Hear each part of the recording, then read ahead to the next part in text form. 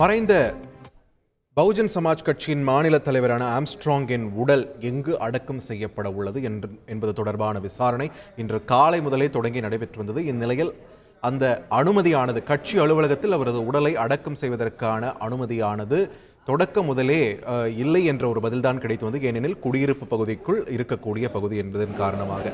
இந்நிலையில் தற்பொழுது திருவள்ளூர் மாவட்டத்தில் அவரது உடலை அடக்கம் செய்வதற்கான பணிகள் மேற்கொள்ள தொடங்கப்பட்டிருக்கின்றன. அரசும் அதற்கு அனுமதி வழங்கியிருக்கிறது. இந்நிலையில் இறுதி ஊர்வலமானது மாலை 4 மணிக்கு நடைபெறும் என்ற ஒரு அறிவிப்பும் வெளியாகி இருக்கிறது. இது தொடர்பான முக்கிய செய்தியை நாம் பார்த்து வருகிறோம். தொடர்ந்து கூடுதல் விவரங்களை எமது செய்தியாளர் சதீஷ் முருகனிடம் கேட்கலாம். சதீஷ் முருகன், வணக்கம். இந்த இறுதி ஊர்வலமானது 4 மணிக்கு நடைபெறும் அறிவிப்பு வந்தாச்சு. எத்தனை மணிக்கு அங்க திருவள்ளூர் மாவட்டத்தில் இருக்கக்கூடிய பகுதிக்கு சென்று சேர இருக்கிறது? எந்த பகுதியில், இன்னும் குறிப்பா சொல்லணும்னா திருவள்ளூர் மாவட்டத்தில் எந்த பகுதியில் இவருடைய உடல் அடக்கம் செய்யப்பட இருக்கிறது? விரிவான தகவல்கள்.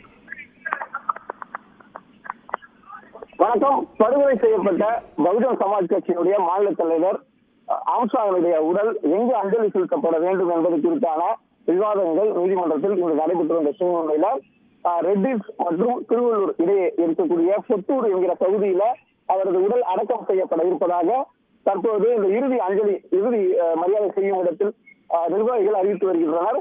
மாலை 4 மணி முதல் இந்த இறுதி ஊர்வலமானது சென்னை பெரம்பூரிலிருந்து தொடங்கி திருவள்ளூர் பொத்தூர் என்னும் பகுதி வரை ஊர்வலமாக எடுத்துச் செல்ல திட்டமிட்டிருப்பதாகவும், எனவே தற்போது வரை வந்திருக்கக்கூடிய நிர்வாகிகள் இந்த இறுதி அஞ்சலியை செலுத்திவிட்டு நேரடியாக அனைத்து நிர்வாகிகளும் பொத்தூர் என்னும் இடத்திற்கு வருமாறு, உடலை நல்லடக்கம் செய்யும் இடத்திற்கு வருமாறு அவர்கள் அறிவுறுத்தி வருகின்றனர்.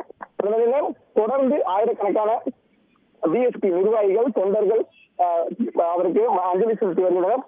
காவல்துறையினரும் அவர்களுக்கு உரிய முறையில பாதுகாப்பு அளித்து வருகின்றனர். காலை முதலே கூட்டமானது குறையவில்லை. கூட்டம் தொடர்ந்து அதிகரித்து வரக்கூடிய சூழ்நிலையில் 4 மணி அளவில் இந்த இறுதி ஊர்வலமானது நடைபெறும் என தெரிவிக்கப்பட்டிருக்கிறது.